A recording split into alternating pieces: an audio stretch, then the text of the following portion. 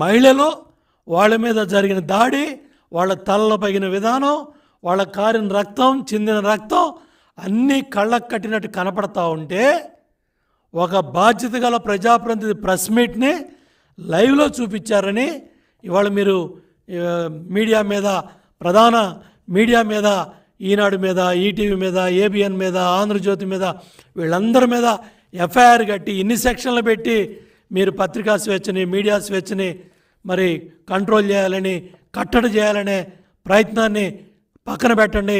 జగన్మోహన్ రెడ్డి కనుసన్నల్లో, ఇవాళ ముఖ్యమంత్రి కనుసన్నల్లో, ముఖ్యమంత్రి డైరెక్షన్లో, సజ్జల డైరెక్షన్లో టోటల్గా చీఫ్ సెక్రటరీ జవహర్ రెడ్డి ఇవన్నీ చేపిస్తూ ఉన్నాడు.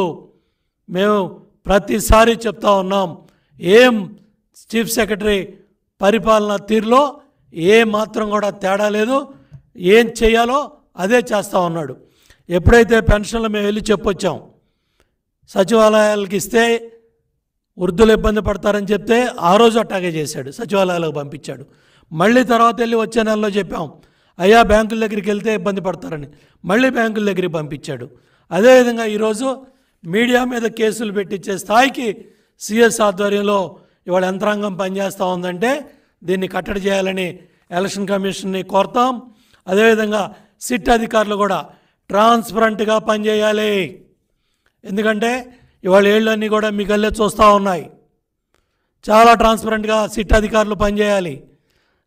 ఏ కర్మ పట్టిందంటే పోలీస్ యంత్రాంగానికి ఒకే స్థాయి అధికారులు వచ్చి ఈ ఎఫ్ఐఆర్ ఈ సెక్షన్ ఎందుకు పెట్టలేదని అడుగుతుంటే తలలు దించుకోవాల్సిన పరిస్థితి కొంతమంది పోలీస్ అధికారులకు వచ్చింది.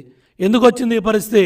మీరు అధికార పక్షంతో అంటగాగారు కాబట్టి, మీరు అంటగాగిన పాపానికి, ఎమ్మెల్యేలతో, మంత్రులతో మీరు అంటగాగిన పాపానికే మీ స్థాయి పోలీసు అధికారులు వచ్చి మిమ్మల్ని ప్రశ్నిస్తూ ఉన్నారు. ఈ సెక్షన్ ఎందుకు పెట్టలేదు, ఈ సెక్షన్ ఎందుకు పెట్టారని. మరి దానికి సమాధానం చెప్పలేని పరిస్థితిలో ఇవాళ మీరున్నారు. ఇవాళ బాధితులు గొంతు వినిపించడం నేరమా అని మీడియా అడుగుతుంది. దీనికి సమాధానం చెప్పమని నేను చీఫ్ సెక్రటరీని, డీజీపీని అడుగుతూ ఉన్నాను. ఇవాళ మీడియా ఘోషిస్తూ ఉంది, మీడియా ప్రశ్నిస్తూ ఉంది. వీటి సమాధానాలు ఉన్నాయా మీ దగ్గర? ఇవన్నీ కూడా ఎలక్షన్ కమిషన్ దృష్టిలో పెడతాం. ఇమ్మీడియట్గా ఎవరైతే బాధ్యులైన కంచెలపాలెం పోలీస్ స్టేషన్ అధికారులు, ఎవరైతే స్టేషన్ హౌస్ ఆఫీసర్లుగా ఉన్నారో, ఎవరైతే డీసీపీ కన్సర్న్లో ఇవన్నీ పనిచేశారో దీని మీద విశాఖపట్నం సిపి కూడా స్పందించాలి, వివరణ ఇవ్వాలి. మీరు పెట్టిన చాలా ప్రెస్ మీట్లు ఇదే మీడియా చూపించింది, ఏ సంఘటన జరిగినా చూపించింది. ఆ రోజు రాని ఎఫ్ఐఆర్లో ఈరోజు ఎందుకు వచ్చాయి? ఇది కంప్లీట్గా ఎన్నికల అనంతరం ఓటేయలేదనే కక్షతో అక్కడ పోటీ చేసిన వైసీపీ అభ్యర్థి డైరెక్షన్లో ఈ గొడవ జరిగింది, ఈ దాడి జరిగింది.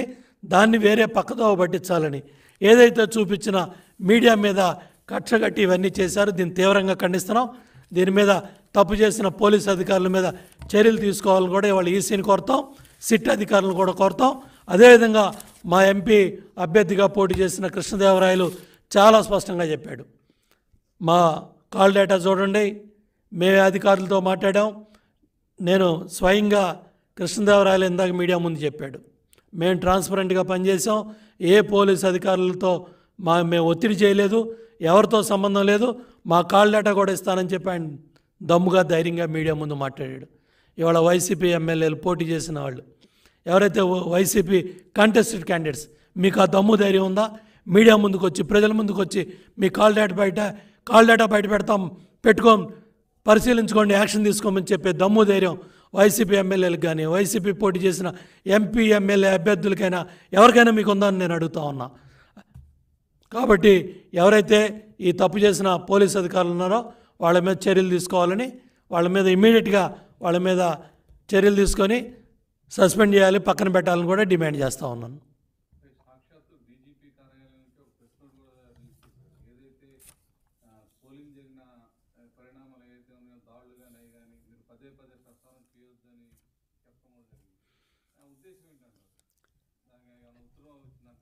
అంటే కావాలని ఇవి తాడేపల్లి ప్యాలెస్లో ధనంజయ రెడ్డి, సజ్జల రామకృష్ణారెడ్డి డైరెక్షన్లోనే చీఫ్ సెక్రటరీ జవహర్ రెడ్డికి వెళ్తూ ఉన్నాయి.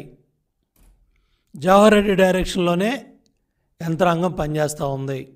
మీరు చూడండి, వేసిన బందోబస్తులు కానీ వేసిన పోలీస్ అధికారులందరూ కూడా ఆనాటి డీజీపీ రాజేంద్రనాథ్ రెడ్డి, రఘురామ్ రెడ్డి, ఆంజనేయులు